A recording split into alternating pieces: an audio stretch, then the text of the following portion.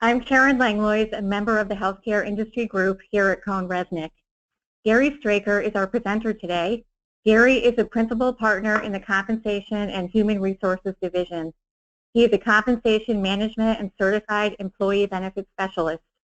Gary helps clients achieve strategic goals through the creative design of employee benefits and compensation programs, including base pay and incentive programs and executive compensation plans. He focuses on delivering customized solutions that reflect the workforce dynamics, competitive environment, and administrative capability of each client. A few things to note about our webinar today. There will be a survey at the end of the webinar. If you could take a moment to complete it, it would be appreciated. The webinar today qualifies for 1 CPE credit. In order to receive CPE credit for this session, you will have to answer 75% of our polling questions. However, these questions do not need to be answered correctly. For those that qualify for CPE credit, your certificate will be emailed to you. Lastly, you can ask questions at any time today during the webinar by typing your questions in the questions section of the sidebar on your screen. And Gary will do his best to answer them throughout the webinar. If there are questions he doesn't get to during this hour, he can answer them individually by way of email after the webinar. And at this point, I'll turn it over to Gary. Thank you, Karen, and good afternoon, everybody. Thank you for joining us. So it's been about 2.5 months since the final rule was issued by the DOL in the mid-May timeframe. So I know many of you probably at this point are knee-deep in trying to understand and process this rule and what it means for your organizations. Of course, we've known about this impending rule for over a year because the proposed rules were issued last summer, just around this time. And like so many of our laws, this one is grounded in good intentions. When the proposed rules were announced, President Obama, this is a quote from him, indicated that a hard day's work deserves a fair day's pay. And of course, this is just one of the many ways the federal government is trying to improve middle-class incomes and deal with things like wage income disparity, stagnation of wages. And although it's good and it's well intended, it remains to be seen whether or not many of the employers who are going to be dealing with this will actually be increasing wages as a result. Of course, there are many different strategies that an employer could take to be fully compliant with the law, and we're going to talk about some of these today. As we go through the presentation today, one of the things I want you to keep in mind, and I learned this from an attorney following a presentation he did on this topic, is that when it comes to exempt and non-exempt status for employees, it's worth remembering that current employees, they always like to be treated as exempt, right? Because that comes with certain often privileges, workplace flexibility, and perhaps some other perks.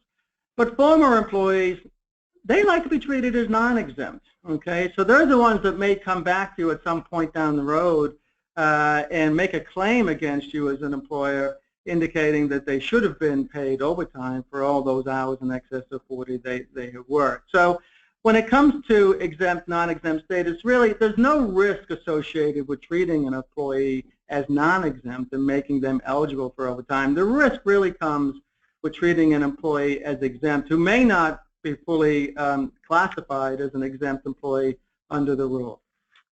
So keep that in mind as we go forward. In terms of the agenda today, I am going to spend a little bit of time on the overtime rules and just give you a little bit of background and context for the changes before we get into those.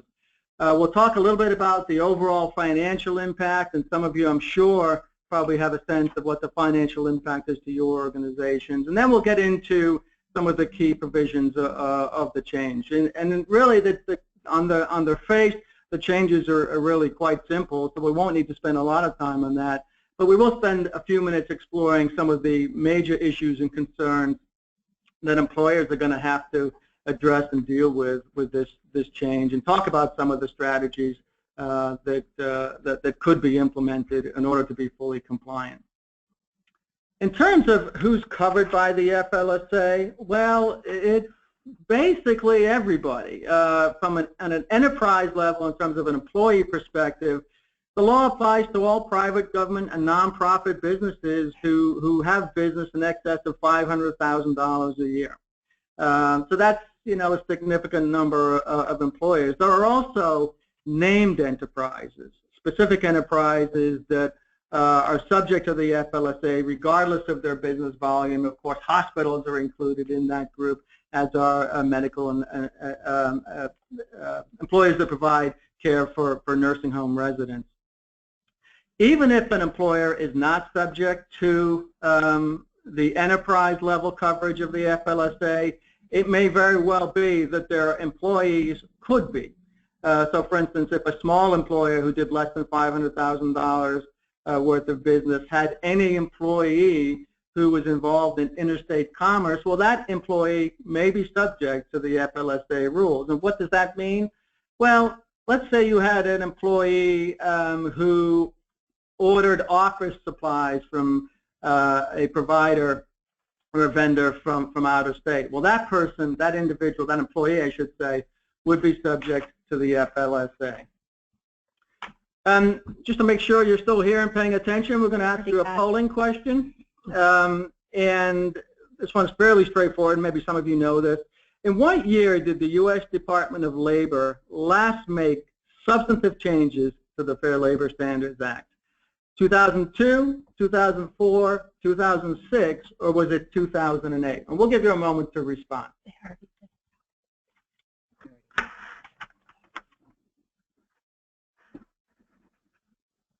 This is the response. So it looks like, I have to put my glasses on because I can't read the screen here. So it looks like about 30% of you said 2004. In fact, that is, beg your pardon, I went one slide ahead. 2004 is in fact the right answer. So let's talk a little bit about the timing of the FLSA changes and when you need to be fully compliant. Okay, the final rule was issued on May 18th, and many thought initially that the compliance window was going to be very short, as little as 60 or 90 days. In fact, we actually got more time than that. The effective date for the final rule is December the 1st, 2016, which happens to be a Thursday.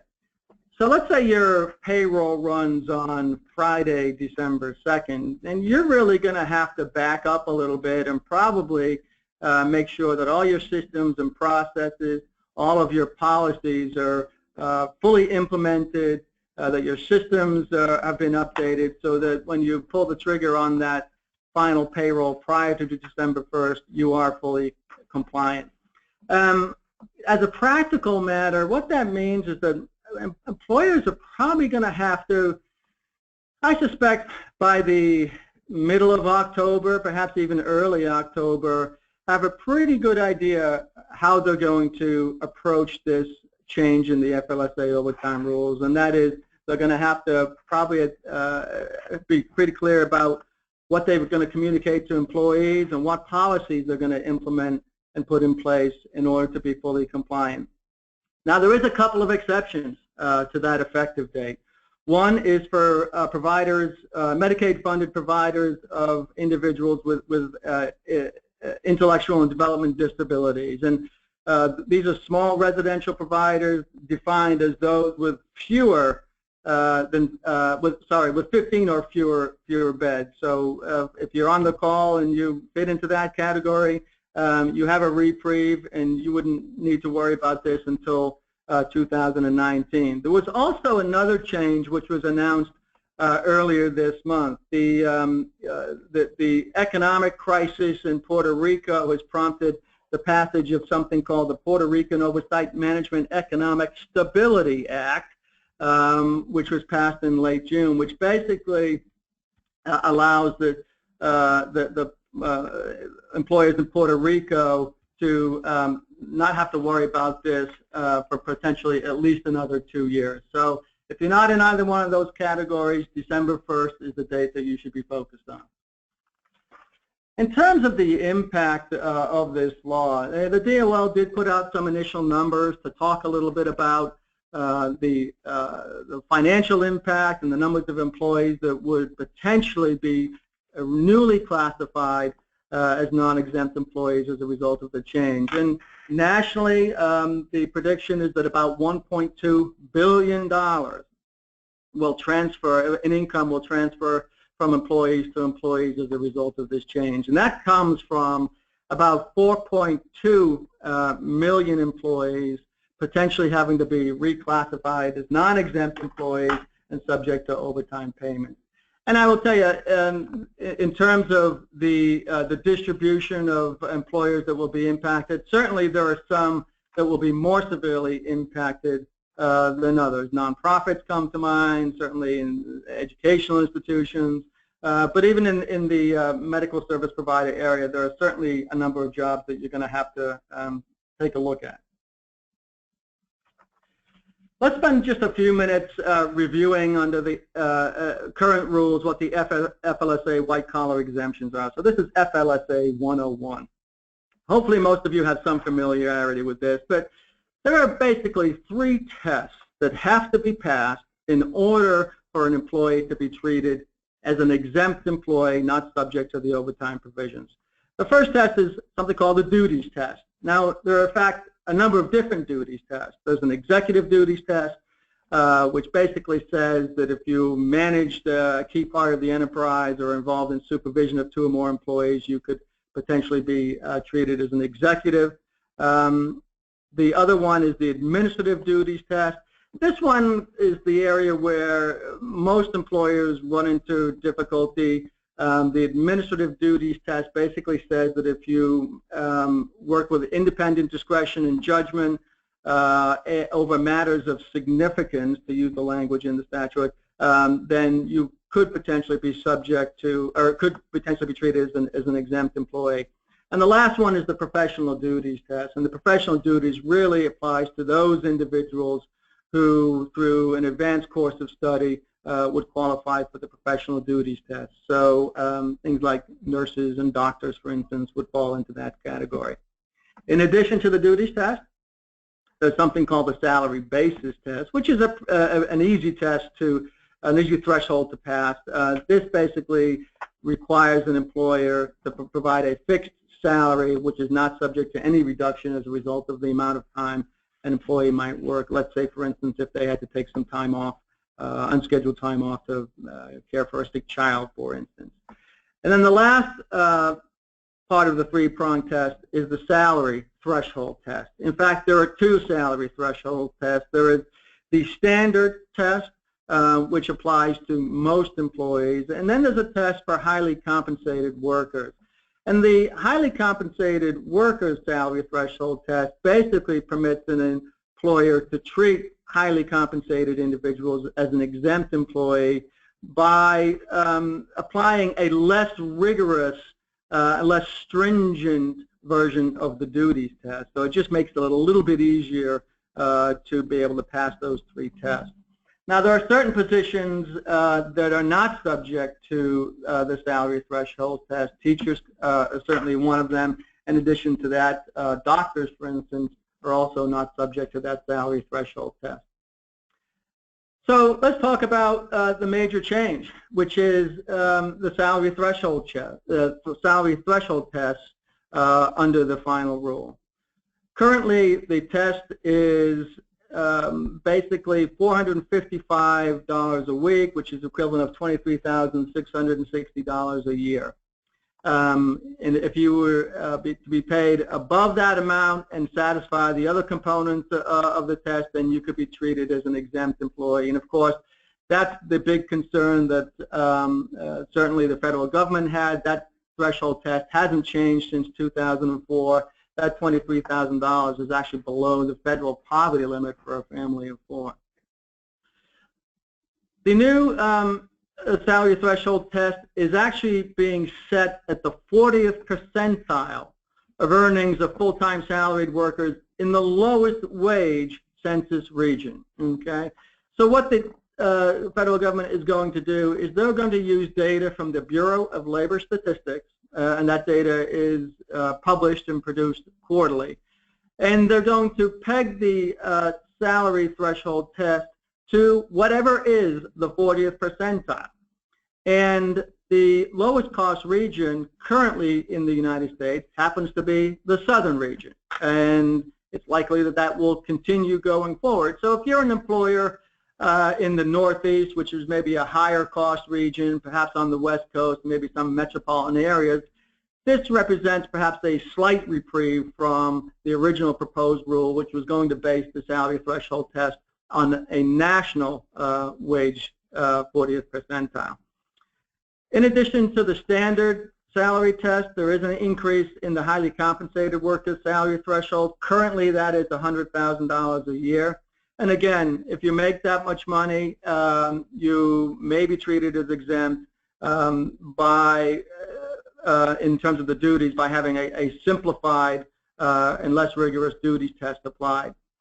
The highly compensated salary threshold is pegged to the 90th percentile of full-time salary workers, but note that this particular threshold is pegged to the national salary census data set, not the lowest cost region in the United States.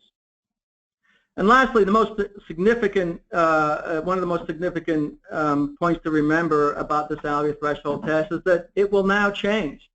It will change every 3 years, the first change beginning January 1st, 2020. So it's important for employers to continue to monitor this going forward. Certainly you need to be sure that you're compliant by December 1st, 2016, but as you know, time goes on, as we get closer to January 1st, 2020, you're going to need to revisit your salaries to make sure that they would pass perhaps whatever is the new salary threshold at that time. Looks like we have a question. Yeah, we have a question, Gary. The question is, the salaries per week, is that based upon a 40-hour work week? Because we have a 35-hour work week. Well, is it based on a 40-hour work week? Yes. So remember, the overtime provision is only applies to employees who work in excess of 40 hours. So for someone who works a 35-hour work week, you're not required to pay them overtime for between hours 35 and 40. But the weekly salary threshold is based on that, on a 40-hour work week. Thank you. As far as the expected growth in the salary threshold, the DOL did provide some additional information, some guidance on what that is likely to be over the next few years. And in fact, the salary thresholds will increase by what is expected about 2.5% annual growth rate, which means that by 2020, the salary threshold will be up to $41,168 a year potentially. And of course, if you have wage increases over the next few years that don't keep pace with that expected 2.5% annual growth rate, then you might find that some of the jobs which you're able to treat as exempt next year could have to be treated as non-exempt by 2020 if you don't maintain the same growth rate in your salary. The highly compensated threshold is also going to increase, and the expected increase on that is 3.3% annually over the next 3 years. Another thing that the DOL did make clear in the final rule is that it will permit employers to use non-discretionary bonuses in order to satisfy the standard salary threshold test. And there are restrictions on how much bonuses can be used for that purposes.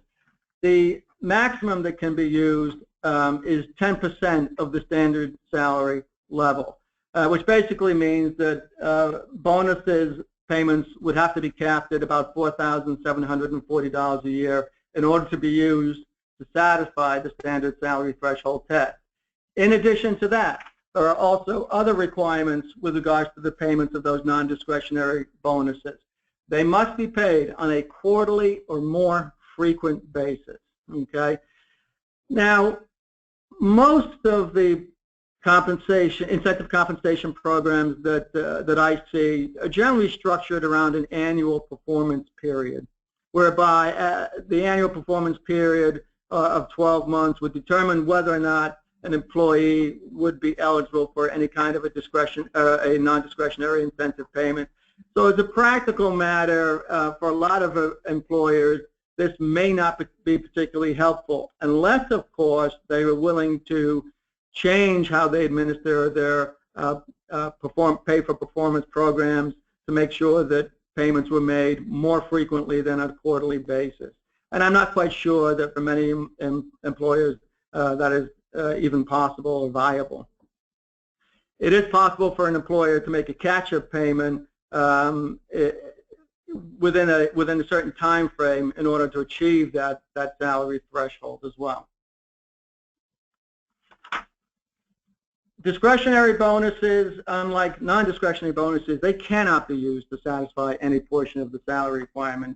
And so this is really there to make sure that an employer all of a sudden doesn't realize that we've got someone who's worked a lot of overtime and they didn't quite meet the salary threshold, so we're going to throw an additional payment at them at the last minute in order to get them over the hump, okay? Federal government's not going to allow you to do that. So any kind of discretionary on-the-spot awards or, unannounced end-of-year bonuses would not be permitted to be used towards meeting the salary threshold. Another thing to be aware of is that the salary threshold is really only talking about cash compensation, okay? So we know that a lot of employers may have rich medical benefits, you may have very generous retirement plan benefits, there may be other fringe benefits that you offer to your employees, things like tuition reimbursement and perhaps other types of benefit programs, which from a recruitment and retention perspective are very important to you.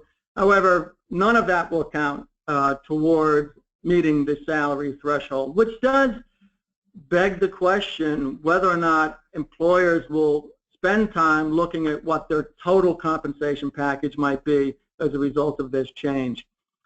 The key here is trying to put together a sustainable program that will allow you to recruit and retain the kind of employees that you need to succeed. And of course, that sustainability is going to be a real challenge, particularly as we know, healthcare costs continue to far outpace wage inflation. There may be increased pressure on wages as a result of some of the things that we've been talking about earlier, increasing minimum wages and these new overtime rules. So I think some employers are probably going to want to take a broader perspective and look at this in terms of their overall total compensation package, because the pie is not really getting any bigger.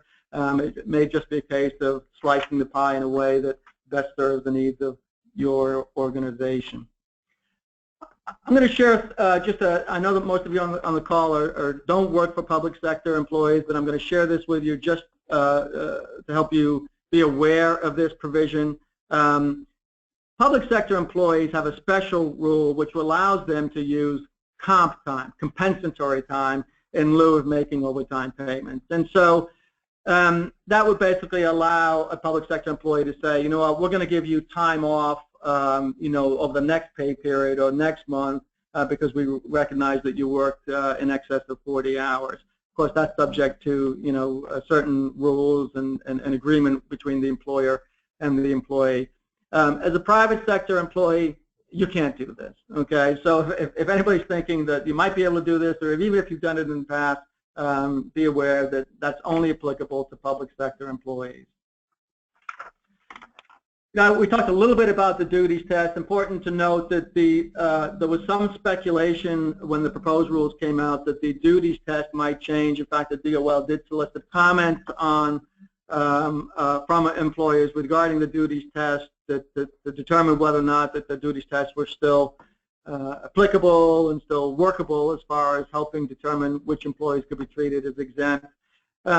In the end, there were no changes to the duties test, but the duties tests, which have been in place again since 2004, haven't changed. And so what this basically means is that if you've been able to pass the duties test previously or currently under the current rules, you should still continue to be able to do that going forward. Of course, you still need to make sure that the new salary threshold test is met as well.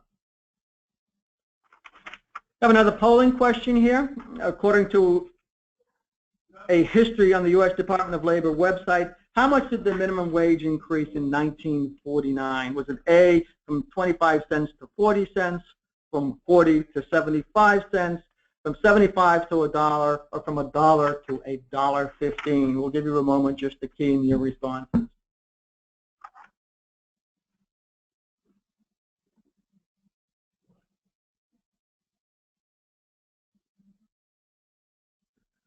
Looks like the machine is tallying the responses here, and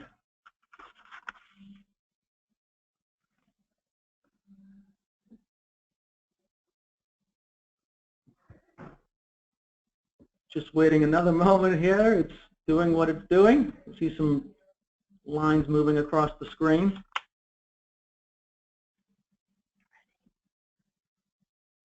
And so the right answer is in fact B, from 40 to 75 cents back in 1949.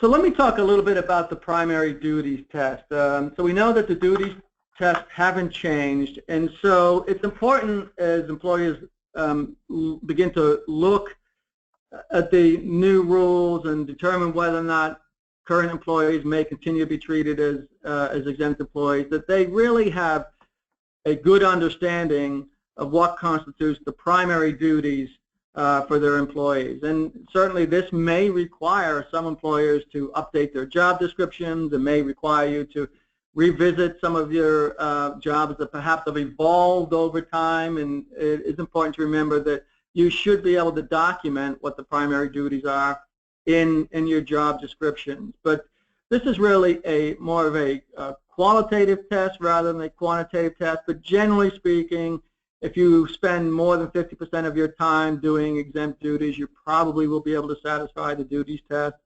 Certainly if you work with a great deal of autonomy, without a direct supervision, that would be helpful too. But you have to look at the primary duties in the context of the overall job.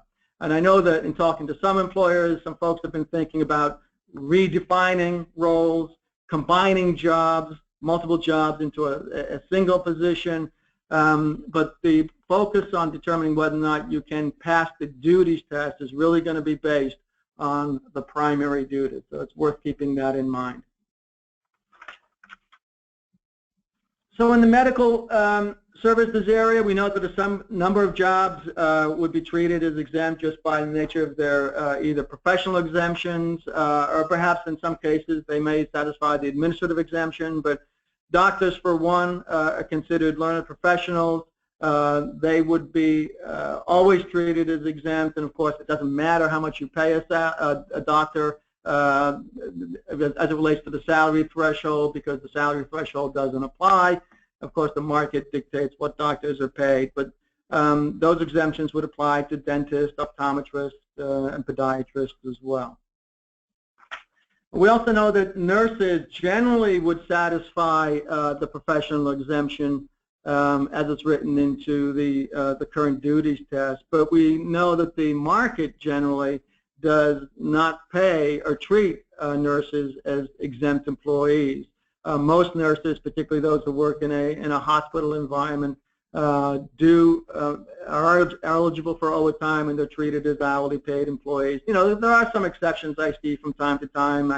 I know that, for instance, if there's a medical center on a college campus, for instance, I do see that those nurses sometimes are treated as salaried employees rather than non-exempt employees. Interesting to note that licensed practical nurses generally do not qualify as learned professionals, and so those individuals could not be treated as exempt. But again, the market generally treats LPNs as non-exempt, eligible for overtime. There are some other medical professionals that generally are going to be treated or can be eligible, I should say, for exemptions. But again, the market sort of dictates how these individuals are paid. Quite often they're paid on an hourly basis, so things like certified medical technologists, dental hygienists, for instance, certified physician assistants could potentially be treated as exempt. Whether or not it makes sense to do that is something that you're going to have to figure out. And the medical services area, where you're probably going to see positions that would have to be revisited as a result of the change in the rule, perhaps in your billing area, certainly your administrative staff. There may be other support positions that, if they're not currently paid the new salary threshold and they're currently treated as exempt, you are going to have to revisit those and determine whether or not you can continue to treat them that way going forward. It's worth noting that timekeeping is really the employer's obligation here. So if you do have employees that are newly classified as non-exempt employees eligible for overtime, you're going to have to capture the hours they work.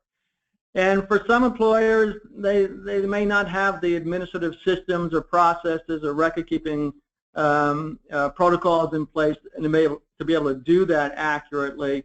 It is important to note that going forward, the DOL does require employers to make sure that they are capturing accurately the amount of time employees work. Now, that does not mean to say that employees who are newly classified are going to have to punch a time clock, for instance. The DOL is basically leaving up to employers' discretion to come up with a system of record keeping which works for them. But the key is making sure that those records are kept and maintained, and they do accurately reflect the amount of time employees work. One of the issues that has come up frequently is working outside of normal work hours, perhaps checking emails on weekends, late nights, using your smartphone to continue to do work outside the normal work day. And of course, all of us do this nowadays. This is kind of the world we live in.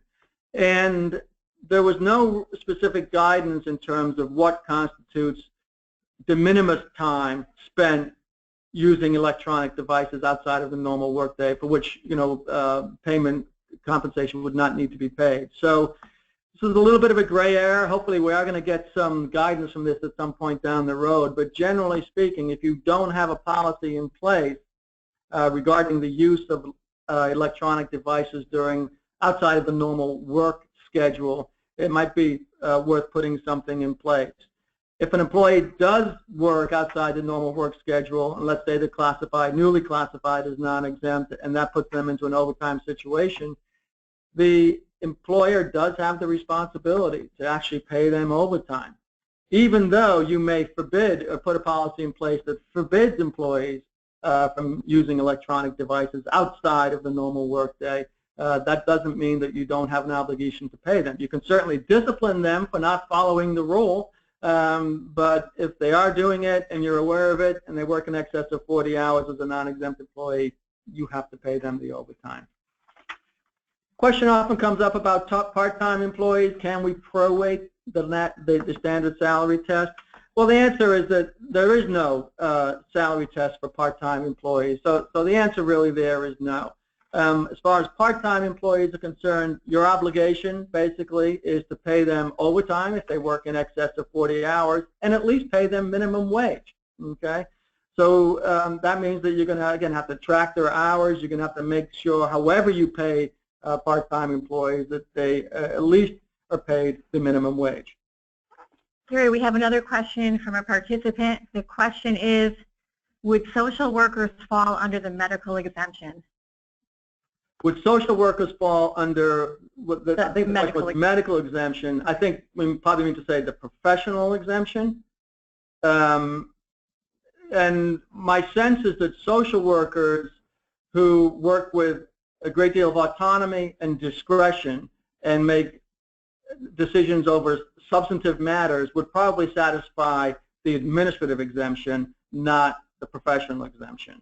So it really sort of depends on, again, the job description of the social worker, but generally speaking, I think a social worker would satisfy the administrative exemption. They may, I'd have to double check on whether or not they could satisfy the professional exemption as a social worker, particularly if they are, master's certified. And there may be actually a private letter ruling or an opinion letter on social workers. Just off the top of my head, I can't remember. But I think generally speaking, even if they don't meet the professional exemption, they would probably satisfy the administrative exemption and would be permitted to be treated as an exempt employee, of course, assuming they meet the new salary threshold. Okay, thank you, Gary. You're welcome. We have another polling question. According to the U.S. Department of Labor website, what was the unemployment rate at the end of June 2016? We'll give you a couple moments to respond.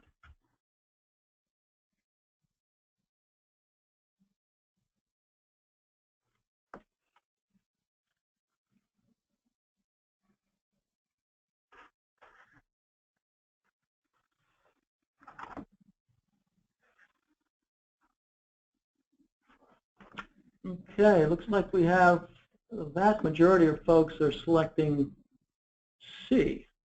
The answer is in fact C, 4.9%. So some of you have been paying attention to the DOL labor statistics.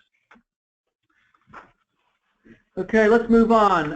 In terms of what you should be doing and thinking about, for many of you, this is already a work in progress, and hopefully you're well down the road to be able to dealing with this issue and developing plans about how to be compliant. But certainly a first step is looking at the financial cost and beginning to model out what the overall impact would be in your labor costs if in fact you did have to pay overtime to newly non-exempt employees, or in fact if you decided to increase or bump up the salaries to the new salary threshold. And that should be a fairly straightforward calculation, assuming of course that you know what hours people have worked and you have some understanding of what the how much overtime some of these individuals work. And some of you might not have a good handle on that, but certainly you should do your best to try to understand that in terms of figuring out what the overall financial costs are to your organization.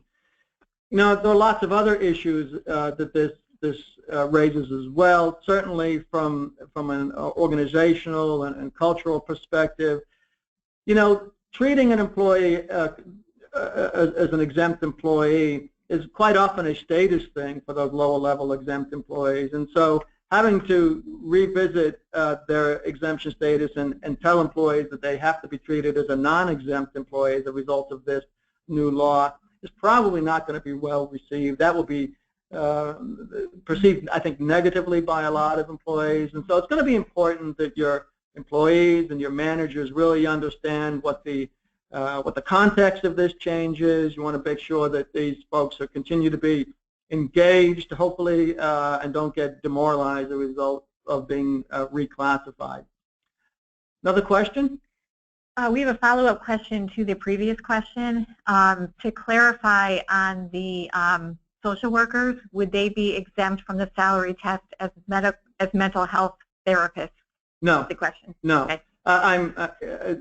No. The jobs that are not subject to the salary threshold are well defined, and so we know what those are, and those are the ones that we talked about before: teachers and doctors, for instance, and outside sales professionals would be another one. But no, they would be subject to the salary threshold test. Thank you. I know a lot of employers are looking at revisiting their work processes and operations, looking at trying to streamline, develop some efficiencies, hopefully minimize the amount of overtime that employees may currently be working, and certainly that is an approach. Of course, that could be an additional investment in, for instance, technology and other business systems or processes, which would add to your expense. And then lastly, I think it's important under the heading of managing change and communicating this change effectively to employees to help them understand again where this is coming from, why it's necessary. It's going to be important to make sure that not only your impacted employees know about it, but there's probably going to be some training required of the managers who supervise those employees so that they understand what the new rules are, and understand also the new policies that you may implement in order to be fully compliant with this law. In terms of the industries that are going to be most impacted, we certainly know that higher education, for instance, retail industries are going to be significantly impacted, but certainly in the service sector and the nonprofit sector are probably close behind. But Anywhere where you have, and again, in the medical services area, this is probably in the administrative, perhaps billing side of your operations. If you have a supervisor, assistant managers, sometimes I see site managers. A lot of times those folks are treated as exempt employees currently, and if they're not meeting the new salary threshold, you're going to have to take a look at those to determine if they might need to be reclassified or deal with it by addressing how they're paid. In terms of the pay, one of the big concerns is around salary compression as a result of this issue. So let's say, for instance, you were to take an approach, you were going to increase salaries for certain individuals to get them up to the new salary threshold. Well, that's great for those individuals. But the people who supervise those individuals may be looking at that and thinking, well, what just happened? How come I didn't get a pay rise? And certainly to the extent that any bump in pay or any employees who become newly eligible for overtime, if those employees end up making wages, total compensation that is comparable to their supervisors, then that could be an issue or concern that you're going to have to deal with. And certainly from a compensation perspective, I was looking at wage structures for a group the other day, particularly their exempt wage structures, and they had at least 3 pay grades which are below the current salary threshold, the new salary threshold, I should say. So, that represents a significant number of employees. So you may need to revisit your pay structures, your salary administration practices, look at salary compression. And certainly time and attendance, we talked about that. If you don't have a good system in place to capture accurately time and attendance, you're going to need to make sure that that's taken care of.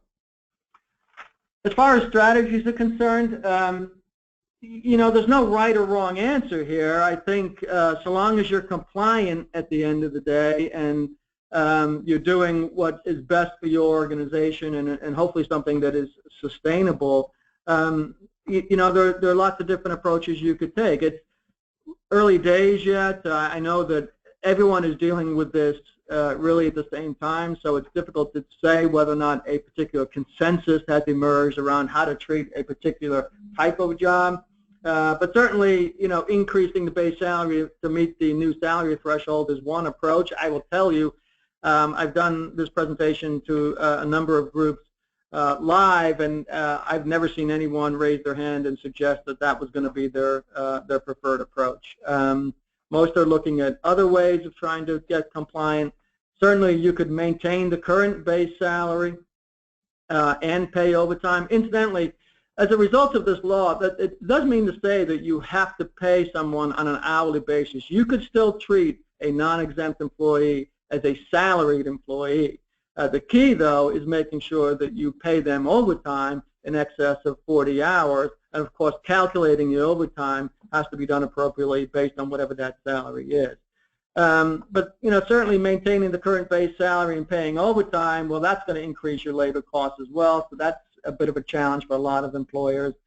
Where I do see some employers spending some time is looking at whether or not they could lower the current base salary and pay overtime in order to keep employees whole. So this is the strategy that says, well, we can be compliant with the law. We can still make sure employees make more or less the same money they're currently making, but it is going to require us to lower the base salary, knowing that these employees routinely work in excess of 40 hours a week, but the overtime payments and base pay will more or less get them to where they are today. That's certainly an approach. Not quite sure how well received that's going to be by those employees when you tell them that their base salary is going to decrease, but again, every organization has to figure that out and determine whether or not that is a viable and acceptable approach. Comp time, we know about that. We know that only public sector employees can use that. We have another question? Yeah, we do. Can you present an example with the highly compensated threshold? Question. So for that, a position that potentially could be treated as a non-exempt employee, even though they're paid at the highly compensated threshold, might be an inside sales job. So, for instance, We know that outside sales employees are not subject to the salary threshold, so we're not talking about outside sales people. But let's say you had an inside sales force. These are folks that spend time on the phone, developing new business relationships, and were paid.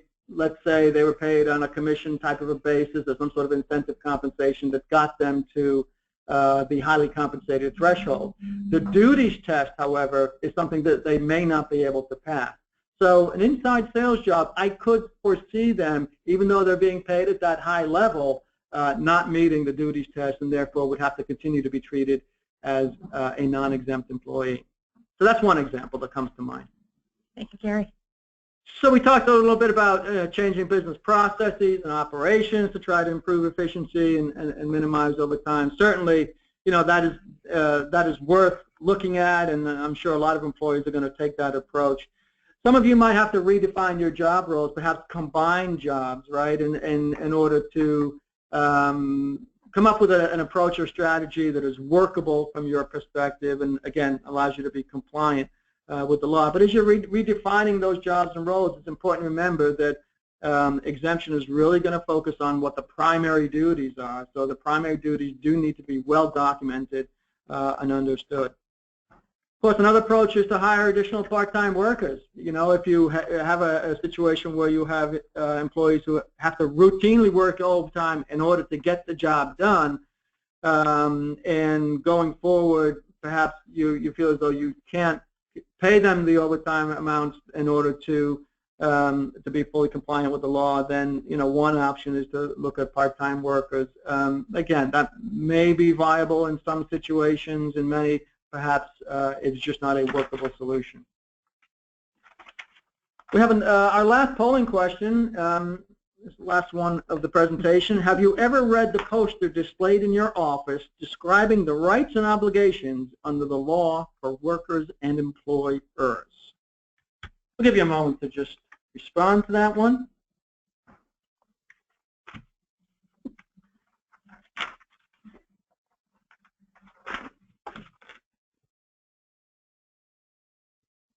Wow, a lot of you have actually read that. It's surprising. I'm not even quite sure where I know where that poster is. I know it exists somewhere, but I can't tell you where it exists in this particular office. Okay, so that's our last polling question, and let me just wrap up by talking a little bit about pay data reporting. Now, this is not specific to the overtime rule that we've been talking about, but it is something to be aware of if you're having to rethink and perhaps redesign your compensation administration and compensation programs.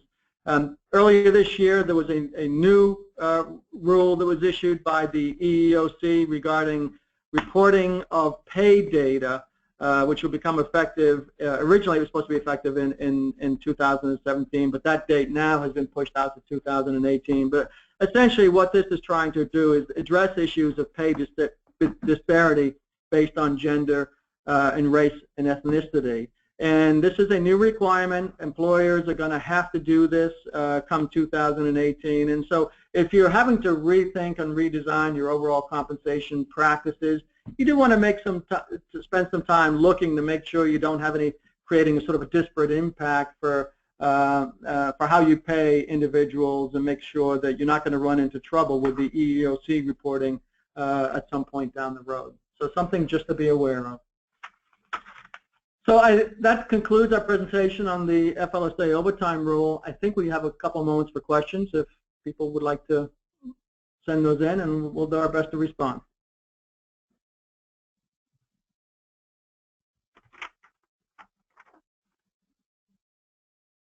Okay, we don't see any questions at this point, Gary. Great. Well, I do want to thank you for your time this afternoon, and of course, if you have any questions or follow-up, here's my contact information. Feel free to reach out, and I'm happy to help if I can. Thank you once again. Thank you.